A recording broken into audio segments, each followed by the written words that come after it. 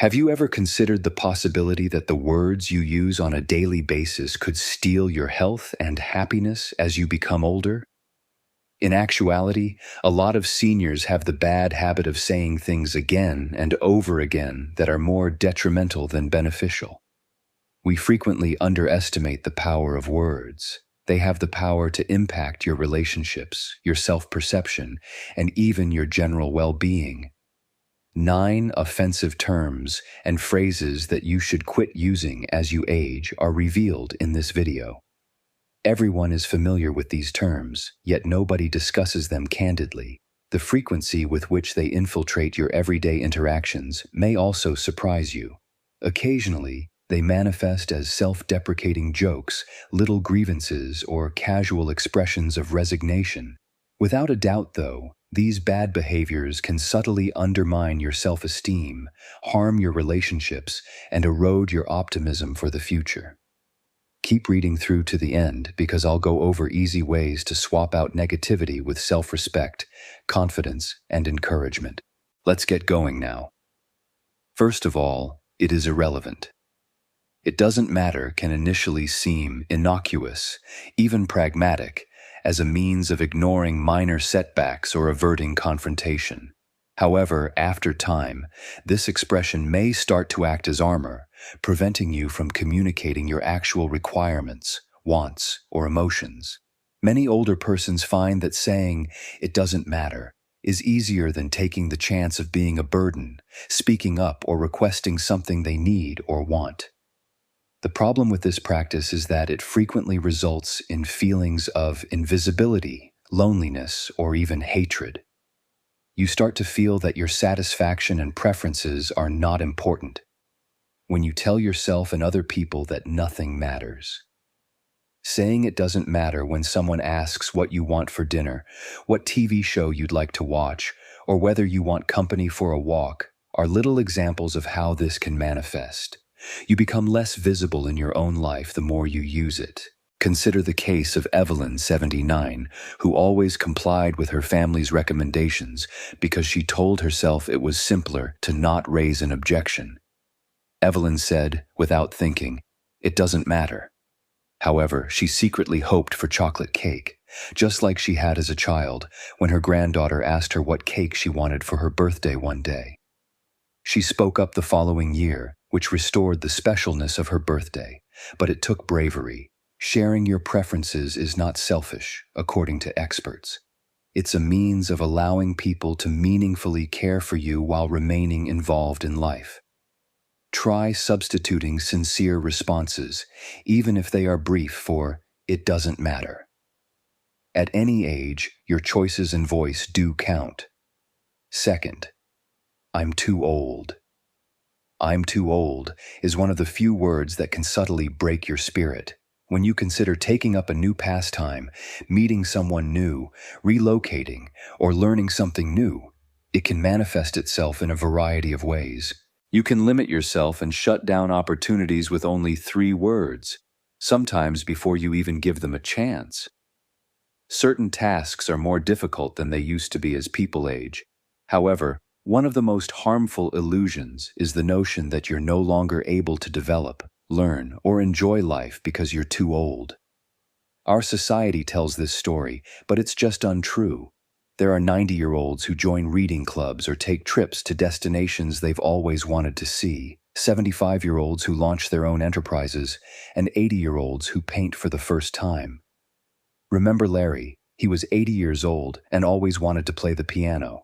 At last, he purchased a keyboard and enrolled in classes. The learning curve was initially severe, and on certain days, his fingers simply refused to comply. "I'm too old," but Larry didn't let that stop him. These days, he plays easy tunes for his grandchildren, who enjoy dancing and joining in. According to experts, each time you declare, "I'm too old," you're denying yourself the delight that comes from surprise and discovery and reinforcing a poor self-image. Use "why not me" instead, or "it's never too late." When you make space for new experiences, you'll be astounded at how your perspective and your energy shift. Please let me know in the second remark below if you're still watching this video and finding these ideas helpful. To ensure you don't miss any videos, I advise you to subscribe and turn on the bell if you haven't already. We can keep producing high-quality content to educate and uplift you thanks to your support. All right, let's proceed. Word 3. I am unable to. I can't is one of the most restricting and subtly harmful words. It's one of those words that comes out when something is challenging, strange, or a touch frightening. You may have heard yourself use it more frequently over the years. You can be urged to join a group, try a new technology, or simply get out and take a walk on a cold morning. It seems like a secure method of avoiding failure or shame, but in reality, it's just erecting barriers around your life. Every time you say, I can't, you're reinforcing the notion that you're not capable or deserving of trying, and that some doors are forever closed to you. However, the majority of limits originate in the mind rather than the body. It doesn't imply you can't accomplish things at all, even if you require assistance or need to do them differently. Consider Jean's story, who at the age of 82 made the decision to learn how to operate her new phone in order to make video calls to her grandchildren. Despite her struggles and frustrations, she never gave up on me. She instead came up with little methods to say things like, I'll try, or let's see what happens. According to experts, changing the statement, I can't, to something more open-ended, like, I'll give it a shot, or I'll need some help with that, can change your perspective, increase your confidence, and keep you receptive to new experiences. There are many worthwhile endeavors in the world, even if you must complete them at your own pace and in your own manner. Take a deep breath and allow yourself to attempt, even if it's just one tiny step forward. The next time the phrase, I can't, begins to form on your lips. The fourth word is, I'm a burden. I'm a burden is one of the most depressing things you can say about yourself. When you ask your family to spend time with you, need assistance, or depend on others for rides or errands, this word silently becomes ingrained in your heart. The notion may persist even after your loved ones reassure you, making it more difficult to get in touch when you truly need help. You may get estranged from those who love you as a result of this thinking. Life might become more difficult as a result of loneliness, guilt, or an unwillingness to receive compassion. Giving care gives loved ones a sense of purpose, connection, and even joy, something you might not realize. Helping someone they love makes people feel important and needed. Consider 83-year-old Helen, who, after she quit driving, was hesitant to ask her son for assistance with food shopping. She told herself that she was a burden and was concerned about disturbing his hectic life. Her son revealed how much he enjoyed their weekly excursions, describing them as the high points of his week when she eventually opened up. Experts concur that asking for aid shows trust and compassion rather than weakness. Rather than saying, I'm a burden, try responding, thank you for being there for me. Allow yourself to think of helping others as a reciprocal gift. Please let me know in the fourth comment below if you're still viewing this video and finding these ideas helpful. To ensure you don't miss any videos, I advise you to subscribe and turn on the bell if you haven't already. We can keep producing high-quality content to educate and uplift you thanks to your support. All right, let's proceed. I used to be a word 5. This remark may seem benign, yet it might prevent you from appreciating the present by subtly tying you to the past. When recalling past occupations, sporting achievements, or social positions that formerly characterized who they were, a lot of older folks find themselves falling into narratives that start with I used to be or I used to do. Living in the shadow of your former self might cause you to feel detached from who you are now, even if reflecting on the past is normal and beneficial. You run the risk of losing out on the richness of the life you're living right now every time you compare your current skills, pleasures, or connections to what was in the past. While acknowledging the past is vital, it's equally crucial to remember that every stage of life offers fresh opportunities for pride and strengths. You can lose your sense of thankfulness and perhaps experience grief or regret if you just think on what has changed or what has been lost. Consider Carl, 78, who frequently said to acquaintances, "I used to run marathons, but after a health scare, running was no longer possible." Carl stopped taking part in group activities for a while because he thought his finest years were behind him. He didn't realize that joy could appear different and have the same meaning as it had years ago, until he discovered the thrill of capturing pictures of birds, wildflowers, and going for regular walks. Instead of comparing yourself to your earlier years, experts advise you to recognize and appreciate what you can accomplish today. Try using the phrases, "Today I enjoy," or "Now I'm learning," in place of "I used to be." Your appreciation for every new stage of life can be revitalized by this minor change. What's the point of word 6? What's the use? May be the most depressing phrase that saps your motivation and happiness.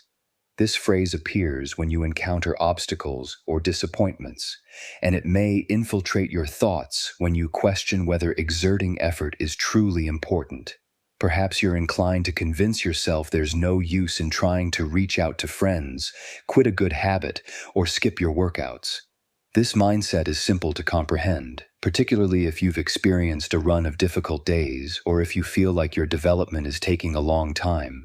However, thinking that no matter what you do, nothing will change might make life seem smaller and less hopeful than it actually is. Even if it doesn't result in a significant improvement, the truth is that every little effort matters. A simple act of trying can inspire optimism and serve as a significant role model for others. Take 85-year-old Alice, who began painting following the death of her husband. On particularly difficult days, she would ask herself, "What's the use? Nobody's going to see my paintings anyway." But she kept going, hanging her artwork in her living room. When her granddaughter came to visit and admired one of her paintings, Alice realized that her efforts did matter, even if they only brighten one person's day. Experts say that the key to overcoming this phrase is to set small, meaningful goals and celebrate every little win. When you hear yourself thinking, "What's the use?" try to remind yourself that your actions do matter, no matter how simple they seem. If you're still watching this video and finding these insights valuable, please comment number 6 below to let me know you're here. And if you haven't subscribed yet, I recommend you subscribe and turn on the bell so you don't miss any videos. Your support helps us continue creating good content to inform and inspire you. Now let's move forward. Word 7, nobody cares. These words can creep in during moments of loneliness, disappointment, or when plans fall through and you're left feeling invisible. Nobody cares is a phrase that can quickly darken your outlook, making it easy to withdraw from friends, family, or community. The trouble is, once you start believing it, you might unintentionally push others away, missing opportunities for connection and kindness. The feeling that you don't matter is often rooted in temporary setbacks, a missed phone call, a canceled visit, or an offhand comment that stings. But letting this phrase take root can lead to real isolation. It's important to remember that people often do care, even if they sometimes fall short or get busy with their own lives. Relationships ebb and flow, but your presence is more valued than you might realize. Consider George, 80, who felt forgotten when his daughters skipped a Sunday visit. He spent the afternoon repeating, "Nobody cares." The following week, she showed up with a basket of groceries and a big hug, apologizing for being caught up at work. That moment reminded George that love is sometimes delayed, not absent. Experts suggest reaching out when you're feeling neglected. Call a friend, write a note, or volunteer in your community. The more you offer kindness, the more likely you are to receive it in return.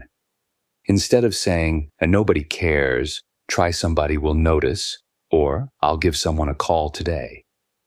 This simple change can make you feel more connected and less alone. Word 8. I'm just lucky.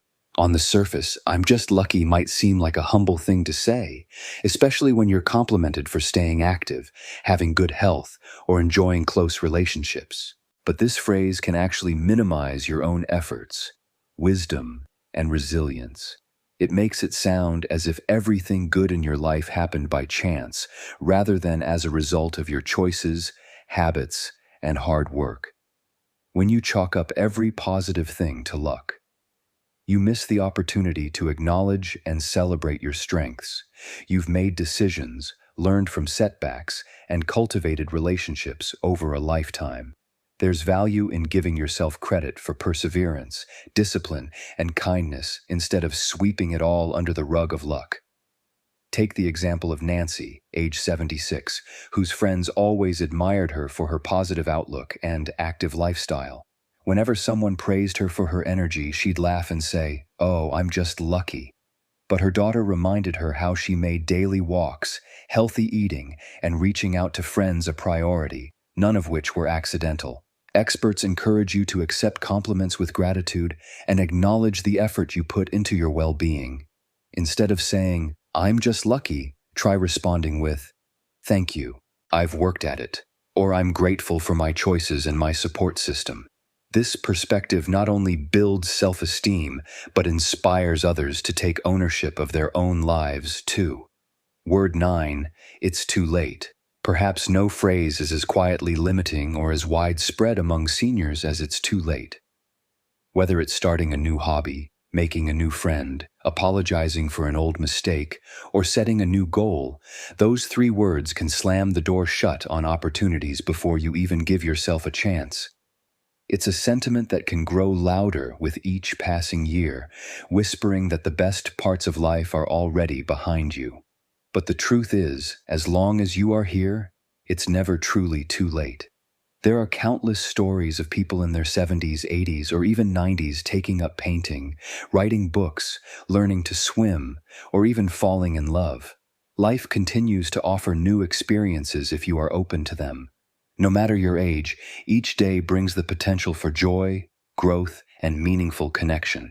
Think about Ed, age 84, who learned to use email so he could keep in touch with his great-grandchildren. At first, he hesitated, thinking, "It's too late for me to learn all this computer stuff." But step by step, with patience and support, he not only learned to send messages, but became the family's go-to for sharing stories and jokes. Experts remind us that change and discovery don't have an age limit. Instead of saying, "It's too late," try saying, "Why not now?" or "I can give it a try." These words open the door to new beginnings and help keep your spirit alive no matter what the calendar says. Final thoughts. As we wrap up this important conversation, take a moment to reflect on these 9 words and phrases we've talked about today. Which one shows up most often in your life? Which one are you ready to let go of starting now? Changing how we speak to ourselves isn't always easy, but it's one of the most powerful ways to shift our outlook and keep growing no matter our age. Your words matter to yourself, to those around you, and to the generations watching how you live. When you catch yourself slipping into old habits, remember that every day is a new chance to choose words that lift you up and bring hope to others. Start small. Replace just one phrase this week and notice the difference in your mood, your confidence, and your connections.